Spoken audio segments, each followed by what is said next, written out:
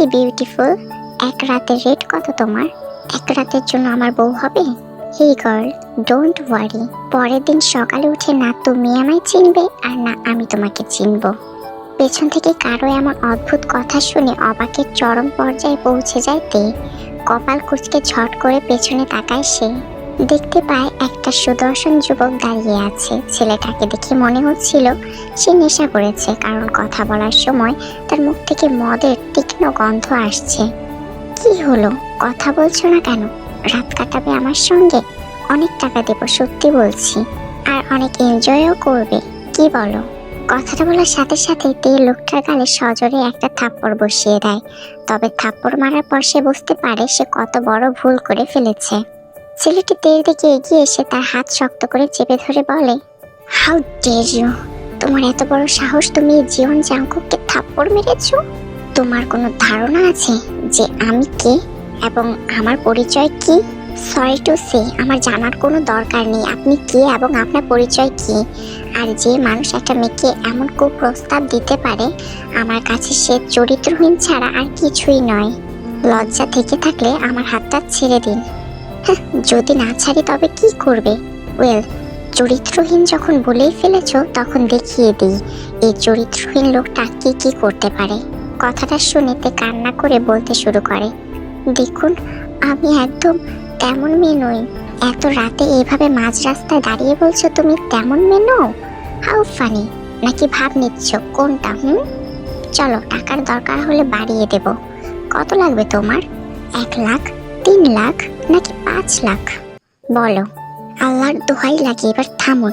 আমি সত্যি এমন নই যে টাকার কাছে নিজেকে বিলিয়ে দেব। প্লিজ আমার ছেড়ে দিন।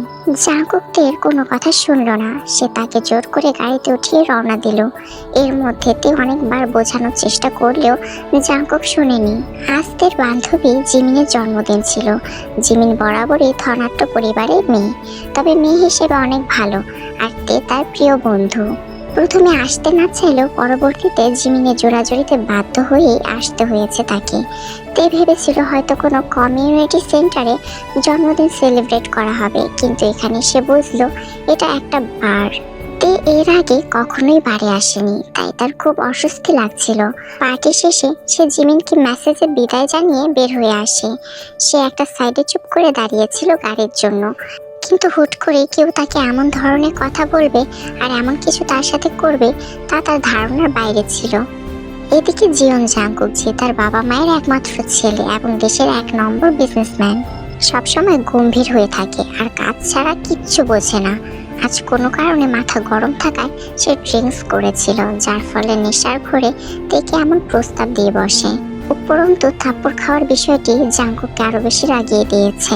জীবনে প্রথম কোনো মেয়ের কাছে সে অপমানিত হলো। জাংকুক তেকে নিয়ে তার বাংলো বাড়িতে চলে আসে এবং জোর করে কোলে তুলে রুমের দিকে এগিয়ে যায়। তে ছটফট করছে আর কাঁদছে। সে খুব ভয় পাচ্ছে, মনে হচ্ছে আজ হয়তো সে তার সবকিছুই হারিয়ে ফেলবে। প্লিজ আমাকে যেতে দিন, আমার সম্মানটা আপনি শেষ করবেন না, আমি আপনার পায়ে পড়ি। সরি বেবি, সেটা আমাকে থাপ্পড় মারার আগে তোমার ভাবা উচিত ছিল, বলে জাংকুক একেবারে তের কাছে চলে আসে। ভয়েতে চোখ মুখ শক্ত করে বন্ধ করে নেয়। প্রথম থেকে এই পর্যন্ত জাংকুক তাকে একবারও ঠিক মতো দেখেনি, তবে এবার তার চোখ আটকে যায় তের ভয়ে মিশ্রিত মায়াবী মুখের ওপর। টানা টানা চোখ আর গোলাপের পাপড়ির মতো একজোড়া ঠোঁট। ঠোঁটের ওপর আবার একটা তিলও আছে। এই মুহূর্তে জাংকুকের কাছে সেই ঠোঁট জোড়াকে নেশাদ্রব্য মনে হতে থাকে। তার মনে হচ্ছে এই স্বাদ যদি একবার না নিতে পারে তবে অনেক বড় ক্ষতি হয়ে যাবে। জাংকুক যেই না তের ঠোঁটে ঠোঁট ছোঁয়াতে যাবে, ঠিক তার আগেই সে সোজা বিছানায় পড়ে যায়। জাংকুক অবাক হয়ে তাকিয়ে দেখে মেয়েটা এতটাই ভয় পেয়েছে যে জ্ঞান হারিয়ে ফেলেছে। এটা দেখে অজান্তে জাংকুকের মুখে এক চিলতে হাসি ফুটে ওঠে। এরপর সে থেকে ভালো করে শুইয়ে দিয়ে রুম থেকে বেরিয়ে যায়। পরের দিন ঘুম ভাঙলে তে আস্তে আস্তে চোখ মেলে তাকায়। শরীরটা বেশ দুর্বল লাগছে। কাল রাতের কথা মনে পড়তে সে ভয়ে কেঁপে ওঠে। এরই মধ্যে জাংকুক দরজা দিয়ে রুমে প্রবেশ করে বলে, পুরো নাম কিম তে ইয়ং, বাবা মায়ের একমাত্র মেয়ে। বাবা বেঁচে নেই আর মা অনেক অসুস্থ। মায়ের চিকিৎসার জন্য টিউশনি করা হয়। এখন স্টুডেন্ট, অনার্স ফার্স্ট ইয়ার, আর একটা জবের অনেক দরকার, তাই না মিস তে ইয়ং? সঠিক বলেছি তো? জাঙ্কুকের মুখে এসব কথা শুনে তে অবাক হয়ে যায়। এই লোকটা এক রাতের মধ্যে এত কিছু জানলো কিভাবে? আপনি এত কিছু কিভাবে জানলেন? সেটা বড় কথা নয় মিস তেইয়াং। ওয়েল, কাল রাতের কথা নিশ্চয়ই আপনার মনে আছে। কথাটা শুনে তে ভয়ে নিজের দিকে তাকায়। সব ঠিকই আছে দেখে সে একটা স্বস্তি নিঃশ্বাস ফেলে। কিছু করিনি তার মানে এই নয় যে ভবিষ্যতেও কিছু করব না। আমাকে থাপ্পড় মারার অপরাধে আপনাকে আমি ভোগ করব এমন মানুষ আমি নই। টেবিলে খাবার রাখা আছে, জলদি খেয়ে নিন। তারপর আমার ড্রাইভার আপনাকে আপনার বাসায় পৌঁছে দেবে। ওকে? আপনি কি করতে চাইছেন? নো মোর ওয়ার্ডস মিস তেইয়াং। তাড়াতাড়ি যা বলেছি তাই করুন। তা না হলে কাল রাতে না করা কাজটা কিন্তু এখনই সেরে ফেলবো। Get ready for my punishment miss senseless. বলে জাঙ্কুক বাঁকা হেসে চলে যায়। আর তে হা করে তাকিয়ে থাকে সেদিকে। এই লোকটা কি বলে গেল? নিশ্চয়ই তার মাথায় কোনো কুবুদ্ধি চলছে। এরই মাঝে কয়েকদিন পর হঠাৎ এর কাছে একটা ভালো চাকরির অফার আসে। বড় এক পরিবারে একজন বৃদ্ধ মহিলার দেখাশোনা করতে হবে এবং তার সাথেই থাকতে হবে। তার বিনিময়ে মাসে 2 লক্ষ টাকা বেতন দেওয়া হবে। এমন সুযোগ সচরাচর পাওয়া যায় না, আর এটা তের জন্য ছিল সোনার হরিণের মতো। তাই তে রাজি হয়ে গেল। এবার হয়তো তার মায়ের চিকিৎসা ভালোভাবে করতে পারবে সে। যদিও তের মা ইয়নজুন প্রথমে তাকে চাকরিটা করতে দিতে চাননি। বাড়ির মেয়ে বাইরে থাকবে এটা তিনি কোনোভাবেই মানতে পারছিলেন না। তবে তে তার মাকে বোঝালো যে সে কাজের ফাঁকে ফাঁকে তার সাথে দেখা করতে আসবে। যেখানে প্রসঙ্গ তার মায়ের সুস্থ থাকা, সেখানে তে মন দিয়ে কাজ করতে প্রস্তুত। পরদিন ব্যাগপত্র গুছিয়ে সে তার নতুন কর্মস্থলের উদ্দেশ্যে রওনা হলো। দোতলা বাড়িটা তের কাছে কোনো রাজপ্রাসাদের চেয়ে কম মনে হচ্ছিল না। এত বড় বাড়িও কি মানুষের হয়? তে দরজায় নক করতেই একজন মহিলা এসে দরজা খুলে দিলেন। জি, কাকে চাই জানতে পারি? আমাকে এখানে একজন বৃদ্ধ মহিলা দেখাশোনা করার জন্য আসতে বলা হয়েছে। ও হ্যাঁ, ভেতরে আসুন। তে শুধু চারদিকে তাকাচ্ছে। কত দামি দামি শোপিস দিয়ে সাজানো ড্রয়িং রুম, কি সুন্দর চারপাশটা। এমন মুহূর্তে বাড়ির বড় বউ জিন এসে হাজির হলেন তের সামনে। জিন তাকে কিছু বলার আগে অন্যদিক থেকে একটা গম্ভীর কণ্ঠ ভেসে এলো। What's your name miss? তে সেদিকে তাকাতে যেন থমকে গেল। ভয়ে বরফের মতো জমে গেল সে। লোকটিকে দেখে তার চোখগুলো বড় বড় হয়ে গেল।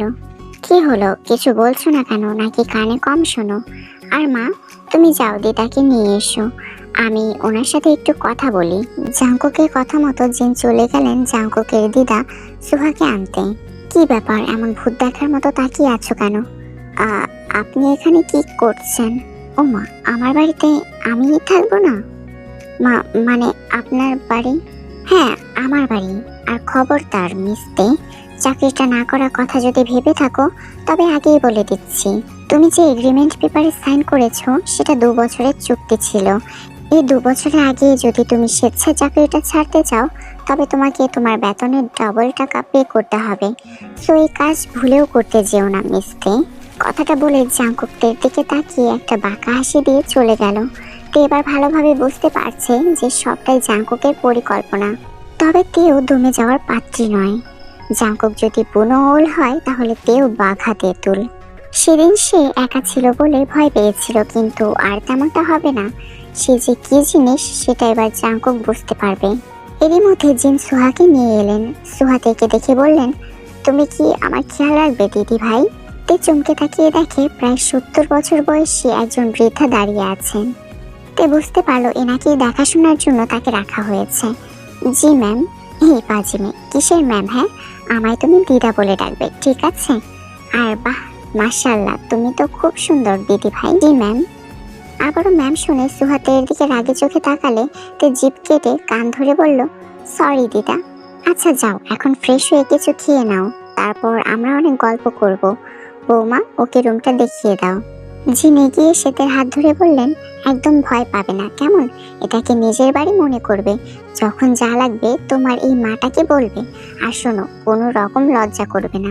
তে অবাক চোখে জিনের দিকে তাকিয়ে রইল। এই বাড়ির সবাই তের সাথে এত ভালো ব্যবহার করছে যেন তারা তাকে আজ নয় বরং অনেক আগে থেকেই চেনে এবং তে তাদের খুব আপনজন। এভাবে তের সারাদিন কেটে গেল জিন এবং সুহার সাথে গল্প করতে করতে। সে বুঝতে পারলো এই বাড়ির সব মানুষই অনেক ভালো, শুধু ওই জাঙ্কুক লোকটা ছাড়া। তে সদ্য শাওয়ার নিয়ে ডাইনিং রুমের সোফায় আয়েশ করে বসেছিল। এরই মধ্যে সেখানে জাঙ্কুকের আগমন ঘটে। তে অবশ্য তখনও টের পায়নি যে জাঙ্কুক এসেছে। অন্যদিকে জাঙ্কুক এক দৃষ্টিতে তের দিকে তাকিয়ে আছে। হাঁটু পর্যন্ত লম্বা চুলগুলো সোফাময় ছড়িয়ে ছিটিয়ে আছে। ভেজা চুলে তের রূপ দেখে জাঙ্কুক যেন নিজেকে সামলাতে পারছে না। তের মুখে লেগে থাকা বিন্দু বিন্দু পানির কণা দেখে জাঙ্কুকের শরীর রাগে জ্বলে যাচ্ছে। কেন যেন মনে হচ্ছে এই পানির বিন্দুগুলো তার সম্পত্তিতে ভাগ বসিয়েছে। Hey you mister. আচমকা জাঙ্কুকের বিকট কণ্ঠ শুনে তে চট করে উঠে দাঁড়ালো। কাঁপা কাঁপা কণ্ঠে বলল, জি জি বলুন। আমার জন্য এক কাপ কফি নিয়ে আমার রুমে এসো ফার্স্ট। কথাটা বলে জাঙ্কুক অপেক্ষা করলো না, বড় বড় পা ফেলে ওপরে নিজের রুমে চলে গেল। কি হলো ব্যাপারটা? আর এই কাজ তো আমার না, আমি কেন করব? ওই কালাবাদর আমায় কেন বলে গেল? ধুর, যাই কফিটা দিয়েই আসি, না হলে আবার কি করে বসবে কে জানে। তারপর তে কফি বানিয়ে নিয়ে জাঙ্কুকের রুমে আসে। জাঙ্কুক সবে মাত্র শাওয়ার নিয়ে বের হয়েছে। তার শরীরে তোয়ালে ছাড়া আর কিছুই নেই। তে জাঙ্কুকের দিকে একবার তাকিয়ে সাথে সাথে অন্যদিকে চোখ সরিয়ে নিয়ে বলে, এই নিন আপনার কফি। তে কফিটা রেখে চলে যেতে নিলে জাঙ্কুক বলে ওঠে, ওয়েট মিস্তে। তে সঙ্গে সঙ্গে দাঁড়িয়ে পড়ে। ভয়ে সে বারবার শুকনো ঢোক গিলছে। মনে মনে ভাবছে, আল্লাহ, এই বাদরটা আসলে কি করতে চাইছে, কিছু বুঝে ফেললো না তো আবার। জাঙ্কুক কফির মগটা তের দিকে এগিয়ে দিয়ে বলে, কফিটা একটু খেয়ে দেখেন তো চিনি ঠিক আছে কিনা।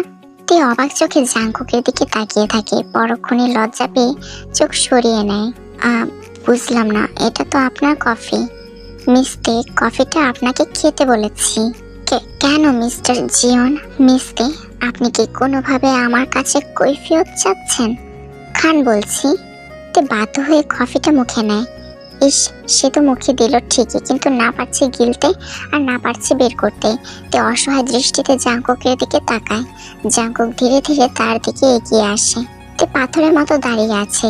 জাঙ্কুক একদম তের কানের কাছে এসে ফিস ফিস করে বলে, কি হলো মিস্তে, কফিতে কি লবণ কম হয়েছে নাকি? জাঙ্কুকের কথা শেষ হতে না হতেই তের মুখ থেকে কফি বের হয়ে সোজা জাঙ্কুকের মুখে ছিটকে পড়ে। ব্যাস, তে এবার ভয়ে কাঁপতে শুরু করে।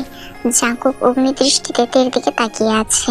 এদিকে তে মনে মনে বলছে, ইস তে, তোকে হয়তো কুমারী অবস্থাতে মরতে হবে রে।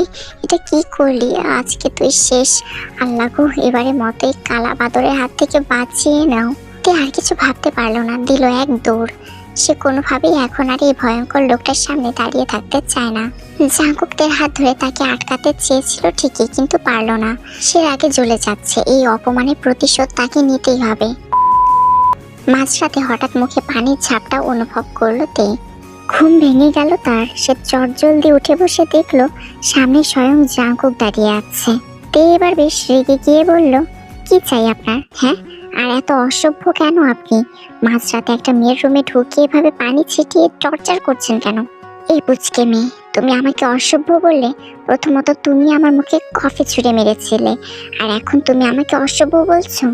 আমার হাত ছাড়ুন বলছি, অনেক ব্যথা লাগছে। উফ, না ছাড়লে আমি কিন্তু এবার চেঁচাবো। হ্যাঁ, তোমরা মেয়েরা চেঁচানো ছাড়া আর কি বা করতে পারো। And for your kind information mister, এই বাড়ির সব রুমে সাউন্ড প্রুফ, তাই চিৎকার করে খুব একটা লাভ হবে না। লাগছে, প্লিজ ছেড়ে দিন। আর আপনি অশুভ নন। জাঙ্কুক বাঁকা হেসে তের হাত ছেড়ে দেয় এবং তার কোমর চাপটে ধরে একদম কাছে নিয়ে আসে। ভুল যখন করেছো তখন শাস্তি তো তোমাকে পেতেই হবে। মানে কিসের শাস্তি? জাঙ্কুক ধীরে ধীরে তের ঠোঁটের দিকে এগিয়ে যাচ্ছে। তে ভয়ে মনে মনে ভাবে, জাঙ্কুক হয়তো প্রথম দিনের মতো তাকে কিস করতে আসছে। না তে, এটা কিছুতেই হতে দেওয়া যাবে না। সে সাথে সাথে নিজের ঠোঁটের উপর দু হাত চেপে ধরে চোখ মুখ বন্ধ করে নেয়। পরক্ষণেই সে অনুভব করে তার খোপা করা চুলগুলো জাঙ্কুক খুলে দিয়েছে। তে এবার ঝট করে চোখ খুলে দেখে জাঙ্কুক তার চুলের মধ্যে মুখ ডুবিয়ে ঘ্রাণ নিচ্ছে। এমন স্পর্শে তে তৎক্ষণাৎ কেঁপে উঠল, কিন্তু হঠাৎ সে তার ঘাড়ে কামড়ের তীব্র অনুভূতি পেল। হ্যাঁ, জাঙ্কুক তার নরম ঘাড়ে কামড় বসিয়েছে। এত জোরে কামড়টা দিয়েছে যে তের খুব কষ্ট হচ্ছে। সে ব্যথায় ছটফট করতে শুরু করে ছাড়া পাওয়ার জন্য। এদিকে জাঙ্কুক নাছোড়বান্দা, তার যেন কোনো হুঁশই নেই। কিছুক্ষণ পর সে তের মুখের কাছে নিজের মুখ এগিয়ে এনে বলে, এইটুকু ব্যথাই সহ্য করতে পারে না মিসতে, আবার এসেছে এই জীবন জাঙ্কুকের সাথে পাঙ্গা নিতে। জাঙ্কুক হাসতে হাসতে রুম থেকে বেরিয়ে যায়। এদিকে তে ব্যথায় কাঁদতে কাঁদতে তার যাওয়ার দিকে তাকিয়ে থেকে বলে, আমি আপনাকে দেখে নেব মিস্টার জীবন জাঙ্কুক, আর আমি এই শোধ কিভাবে তুলি তা আপনি জাস্ট দেখুন। আমি যদি এই শোধ না তুলতে পারি তবে আমার নামও কিম তেইয়াং না। পরদিন জাঙ্কুক সকাল সকাল জগিং শেষ করে ওয়াশরুমে ঢুকবে, এমন সময় হঠাৎ কিছুতে পিছলে সে দুম করে নিচে পড়ে যায়। সাথে সাথে তার মুখ থেকে চিৎকার বেরিয়ে আসে, আহ আল্লাহ গো, আমার কোমর গেল গো। সকাল সকাল জাঙ্কুকের আমার চিৎকার শুনে জিন, সুহা এবং তে সবাই তার রুমে দৌড়ে আসে। তারা এসে দেখে জাঙ্কুক ওয়াশরুমে মেঝেতে কোমর চেপে ধরে বসে আছে। কি হয়েছে জাঙ্কুক, তুই মেঝেতে বসে আছিস কেন বাবা? হ্যাঁ দাদু ভাই, কি হয়েছে? তুমি পড়ে গেলে কিভাবে? তে জাঙ্কুকের অবস্থা দেখে হাসি চেপে বলে, সত্যিই তো মিস্টার জিউন, এত বড় মানুষ হয়ে আপনি পড়ে গেলেন কিভাবে বলুন তো? তে মুচকি মুচকি হাসছে আর জাঙ্কুক রক্ত চোখে তার দিকে তাকিয়ে আছে। এদিকে তে মনে মনে হেসে গড়াগড়ি খাচ্ছে, ভাবছে, ইস, এইটুকু ডোজে ঠিক মতো দাঁড়াতেও পারছেন না বেচারা, আবার এসেছিল আমার সাথে পাঙ্গা নিতে।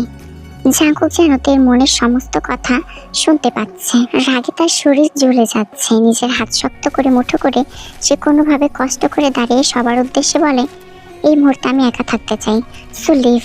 জাঙ্কুক কথাটা এত জোরে বলল যে উপস্থিত সবাই ভয় পেয়ে আর কোনো কথা না বলে রুম থেকে বেরিয়ে গেল। সারাদিন জাঙ্কুককে আর নিচে দেখা গেল না, এমনকি সে আজ অফিসেও যায়নি। ভয়ে আর কেউ তার রুমের দিকে যাওয়ার সাহস পায়নি।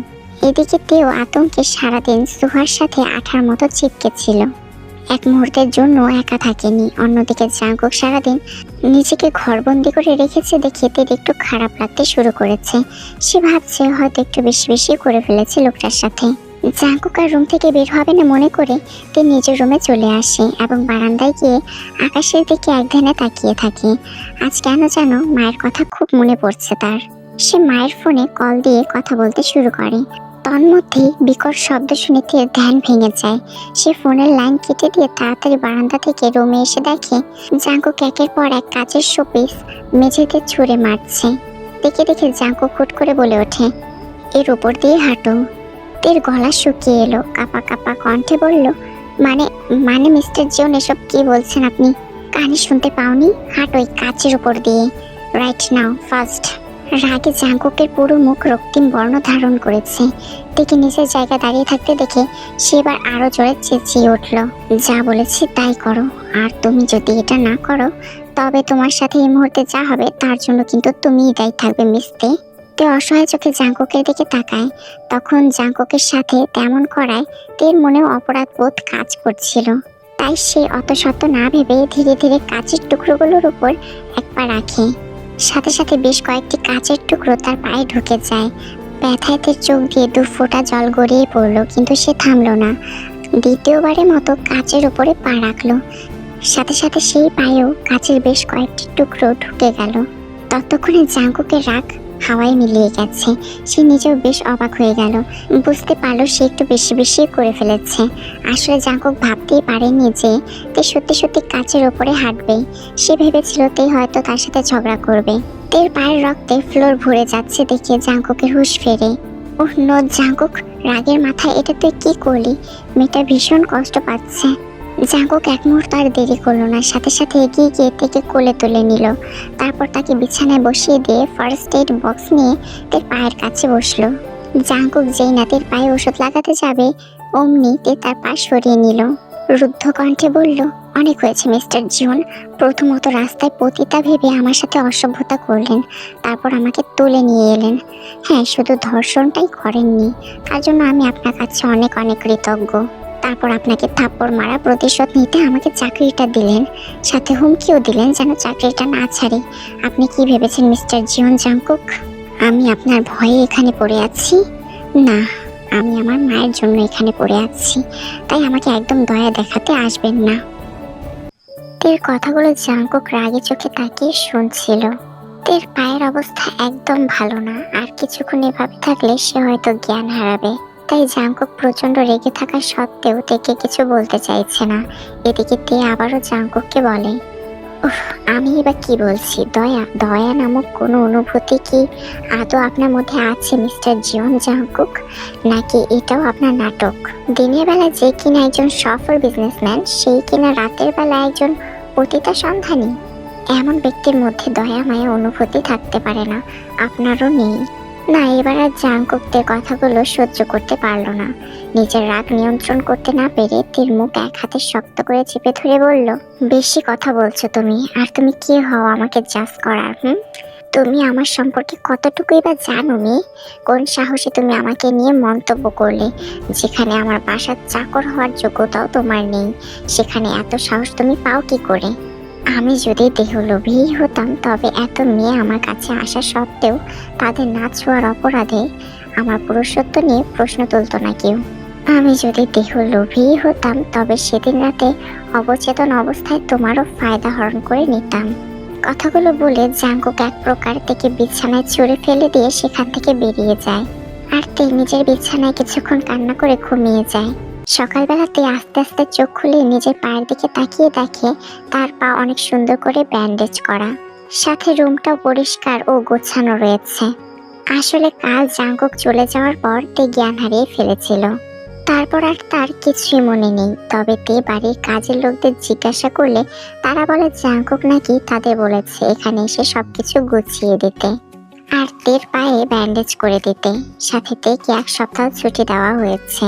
সম্পূর্ণ সুস্থ না হওয়া পর্যন্ত তে যেন আর কাজে না ফেরে, জাঙ্কুকের কথায় যেন কোনো নড়চড় না হয়, এই হুঁশিয়ারিও সে জারি করেছে। তেও জাঙ্কুকের কথা মেনে নিয়েছে। সেও চায় না জাঙ্কুককে আর রাগাতে। এই কদিনে জাঙ্কুকের রাগ সম্পর্কে তার খুব ভালো ধারণা হয়ে গেছে। 1 সপ্তাহ ধরে তে সম্পূর্ণ বিশ্রাম নিয়েছে এবং তার মা ইয়নজুন নিজের সবটুকু দিয়ে তার সেবা করেছে। এদিকে তেকে না দেখতে পেয়ে জাঙ্কুকের মনও বেশ খারাপ থাকে। সে প্রতিদিন ইয়নজুনের কাছ থেকে তের খবর নিত, যাতে ভালো করেই জানতো। কারণ ইয়নজুন তাকে বলেছিল জাঙ্কুক সবসময় খোঁজ খবর নেয়। 1 সপ্তাহ পর তে পুরোপুরি সুস্থ হয়ে ওঠে এবং জাঙ্কুকের বাড়িতে ফিরে যায়। সে ছাদের রেলিং ধরে একধানে আকাশের দিকে তাকিয়ে আছে। হঠাৎ নিজের পাশে কারো উপস্থিতি অনুভব করতেই সেদিকে তাকিয়ে দেখে জাঙ্কুক দাঁড়িয়ে আছে। তে তাকে দেখে পাশ কাটিয়ে চলে আসতে নিলে হঠাৎ জাঙ্কুক বলে ওঠে, সরি মিস্তে। হঠাৎ এমন এক অনাকাঙ্ক্ষিত শব্দ কানে আসতেই তে থমকে যায়। জাঙ্কুক আবার বলে, আমি দুঃখিত। তে উত্তর দেয়, আমি জানি আপনি অনুতপ্ত, তা না হলে প্রতিদিন আমার খবর আপনি নিতেন না। জাঙ্কুক এবার তার দিকে অবাক চোখে তাকায়। তে বলে, কি হলো, এভাবে কেন তাকিয়ে আছেন? যার কাছ থেকে আমার খবর নিয়েছেন তিনি আমাকে বলেছেন আপনি রাগী, খিটখিটে, কিন্তু মানুষটা মোটেও খারাপ নন। আপনার মনটা অনেক ভালো। আপনাকে একটা কথা বলার ছিল। কারো কথায় নিজেকে বিচার করে খারাপ পথে পা বাড়ানো বোকামি। আমি যেমন আপনাকে জাজ করতে পারি না, ঠিক তেমনি আপনি অন্যের কথায় নিজেকে জাজ করতে পারেন না। আমি শুধু বলতে চাইছি আপনি অক্ষম নন মিস্টার জিওন জাংকুক। নারীদের বাহ্যিকভাবে স্পর্শ করার মাঝে কোনো সক্ষমতা নেই, বরং ভালোবেসে স্পর্শ করার মাঝে আসল পুরুষত্ব লুকিয়ে থাকে। আর আমি বিশ্বাস করি আপনি একজন সত্যিকারের পুরুষ। কথাটা বলে তে আর দাঁড়ায়নি। জাংকুকের দিকে তাকিয়ে একটা মুচকি হাসি উপহার দিয়ে চলে যায় সে। এদিকে জাংকুকের মুখেও ফুটে ওঠে এক চিলতে হাসি। নিজের অজান্তে সে বিড়বিড় করে বলে, হ্যাঁ মিস্তে, আমি আপনার কাছে নিজেকে সত্যিকারের পুরুষ হিসেবে প্রমাণ করতে চাই। আমার সক্ষমতা আমি প্রকাশ করতে চাই। আপনার দ্বারা কি সেই সুযোগটা আমি পাবো? আজ শুক্রবার। কালো পাঞ্জাবি পরে জাংকুক নিচে নামছে। এদিকে তে, সুহা এবং জিন সোফায় বসে গল্প করছিলেন। হঠাৎ সিঁড়ির দিকে তাকাতেই তের চোখ জাংকুকের উপর আটকে গেল। সত্যি জাংকুক সুদর্শন একজন যুবক। 6 ফুটের চেয়ে বেশি লম্বা, চাপা দাড়ি, চোখগুলো খরগোশের বাচ্চার মতো। ইস, আগে তো ওনাকে এত সুন্দর লাগেনি। ওনার সৌন্দর্য তো আমাকে কখনো মুগ্ধ করেনি। তবে আজ কি হলো, কেন ওনাকে এত সুন্দর লাগছে? এদিকে তেকে এভাবে তাকিয়ে থাকতে দেখে জাংকুক হালকা কাশে। কাশির শব্দে তে একটু নড়ে চড়ে বসে। জাংকুক তাদের দিকে এগিয়ে এলে তে লজ্জা পেয়ে উঠে দাঁড়িয়ে বলে, আপনারা বসেন, আমি কফি নিয়ে আসছি। বলে তে চোখ সরিয়ে ঝটপট উঠে যায়। তের আচমকা এমন আচরণে জাংকুক একটু অবাক হলো। তে চুলায় কফি বসিয়ে কি যেন ভাবছিল, হঠাৎই তার মুখে একটা শয়তানি হাসি ফুটে উঠল। মিস্টার জিওন জাংকুক, আপনাকে একটু না জ্বালালে যে আমি শান্তি পাই না, বদ অভ্যাস হয়ে গিয়েছে যে। এই কথা বলে তে লবণের কৌটা থেকে জেনে 1 চামচ লবণ কফিতে দিতে যাবে, ঠিক তখনই পেছন থেকে কেউ একজন তার হাত ধরে ফেলে। তে পেছন ফিরে দেখে জাংকুক দাঁড়িয়ে আছে। ভয়ে তের গলা শুকিয়ে এলো। জাংকুক লবণের চামচটা রেখে তের দিকে ধীরে ধীরে এগোতে লাগলো। তা কি যেন বলছিলেন মিস্তে, আমাকে না জ্বালালে আপনি শান্তি পান না, আর আমাকে জ্বালানো নাকি আপনার অভ্যাস হয়ে গিয়েছে, তাই তো? জাংকুককে এগোতে দেখে পেছোতে পেছোতে দেয়ালের সাথে মিশে গেল। ঠিক তখনই জাংকুকদের কোমর জড়িয়ে ধরে তাকে একদম নিজের কাছে নিয়ে এলো। জাংকুক কাছে আসাতে আস্তের মাঝে অদ্ভুত এক অনুভূতির জন্ম হলো। এমন অনুভূতি তো তার আগে কখনো হয়নি। জাংকুকদের কানে কাছে মুখ নিয়ে নেশালো কণ্ঠে বলল, যদি বলি এই বদ অভ্যাসে আমিও খুব বাজেভাবে অভ্যস্ত হয়ে পড়েছি মিস্তে। জাংকুকের শরীর থেকে নির্গত মাতাল করা ঘ্রাণে তে নিজের চোখ বন্ধ করে নেয়। তে হৃদস্পন্দন আজ অদ্ভুতভাবে বাড়ছে। এই কেমন যন্ত্রণা সেটা তে নিজেও বুঝতে পারছে না। মিস্তে, আপনার মতো আমিও কিন্তু একই যন্ত্রণায় আসক্ত হয়ে পড়েছি, এর সমাধান চাই আমার। তে ঝট করে চোখ খুলে জাংকুকের দিকে তাকায়। তের মনে অনুভূতির কথা এই লোকটা কিভাবে বুঝতে পারলো। তখনই হঠাৎ সেখানে জিন চলে এলো। তাকে দেখে জাংকুক আর তে ছিটকে দুই দিকে সরে গেল। জিন বিনা বাক্যে কিছু না বলে মুচকি হেসে চলে গেলেন। তেকে তার ভীষণ পছন্দ, এমন মেয়েকে তিনি জাংকুকের বউ হিসেবে মনে মনে চেয়ে এসেছেন। জাংকুক লজ্জায় রান্নাঘর থেকে সোজা বাইরে চলে যায়, আর তে জিন এবং সুহার জন্য 2 কাপ কফি নিয়ে আসে। তে নিজের রুমে বসেছিল, তখনই তার মা ফোন করে জানান তিনি বেশ অসুস্থ অনুভব করছেন। তে যেন কয়েকদিনের ছুটি নিয়ে বাড়িতে ফিরে আসে। জাংকুকের কাছে ছুটি চাইতে তে ছাদের দিকে রওনা হলো, কারণ রাতে জাংকুক ছাদে কিছুটা সময় কাটায়। জাংকুক একা দাঁড়িয়েছিল। তে পেছন থেকে তাকে বলল, মিস্টার জিওন, আমাকে কিছুদিনের জন্য বাসায় যেতে হবে। মা ফোন দিয়েছিলেন, আমার ছুটি চাই। যদি না দিই? মা অনেক অসুস্থ, যেতেই হবে। তের খুব ইচ্ছা করছিল জাংকুককে জিজ্ঞেস করতে, আপনি কি আমাকে একটু মিস করবেন না? কিন্তু সেই মুহূর্তে জাংকুক মনে মনে বলছিল, মিস্তে, আপনাকে ছাড়া থাকতে যে আমার ভীষণ কষ্ট হবে, আপনি কি তা বুঝতে পারছেন না? তে বলল, মিস্টার জিওন, মা সুস্থ হলেই আমি চলে আসব। আচ্ছা ঠিক আছে, যান, আর নিজের খেয়াল রাখবেন। আমি ওয়েট করব আপনার জন্য, আগামীতে একেবারে নিজের বাড়িতে আপনাকে নিয়ে আসার জন্য। জাংকুক বাঁকা হেসে চলে গেল। নিশ্চয়ই তার মনে কিছু একটা চলছে, কিন্তু সেটা কি তা তে জানে না। পরদিন সকালে তে সবাইকে বিদায় জানিয়ে নিজের বাড়িতে চলে আসে। কেটে যাচ্ছে বেশ কয়েকদিন। তে এখনো নিজের বাড়িতেই আছে। এদিকে তেকে না দেখতে পেয়ে জাংকুকের অবস্থা নাজেহাল। তেকে ছাড়া তার প্রতিটি মুহূর্ত বিষাদময় লাগছে। সে বুঝতে পারছে তে তার নেশায় পরিণত হয়েছে। অসহ্য যন্ত্রণায় জাংকুক ছটফট করছে। তুই আমাকে তোর নেশায় ডুবিয়ে এখন কষ্ট দিচ্ছিস তে। আমার যন্ত্রণা হচ্ছে। অপেক্ষা করার ইচ্ছা আমার ছিল, কিন্তু আমি নিরুপায়। তোকে আমার লাগবে খুব শীঘ্রই। অন্যদিকে জাংকুককে ছাড়া তেরও কিছু ভালো লাগছে না। কেমন যেন সবকিছু ফাঁকা ফাঁকা লাগছে। কিন্তু এই অনুভূতিটার কারণ কি? আচ্ছা, আমি ওনার জন্য যা অনুভব করছি, উনিও কি আমার জন্য তাই অনুভব করছেন?